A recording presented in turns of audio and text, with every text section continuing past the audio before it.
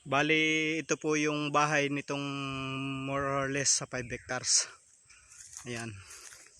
Pinasok na po natin. Ayan po, may mga tanim din po siyang nyug. Dito sa loob, guyabano, mangga. Yan po mga kawayan yan, ang tabi po niya na ilog. Ayan. Ito, may mga dalandan din po. Dalandan. Siguro po ang mga dalandan po nito ay nasa 500 pirasong dalandan na puno.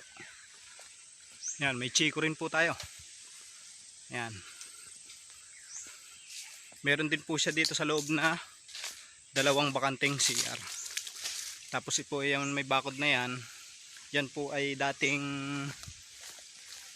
pakawalaan ng mga kambing, bibe. Yan. Bali may mga linya na rin po siya ng kuryente. Ayan.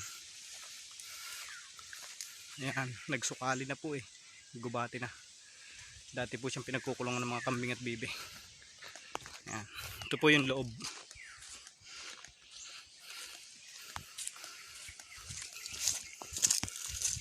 Ayan po yung kuryente niya. Bali ito po immediate matic dito sa loob. May malaki po siyang tangke. Kasama pa po yan. Yan. Yan po yung mga niyog. Kompleto na po siya. Wala na po kayong hanapin dito. Salamat po.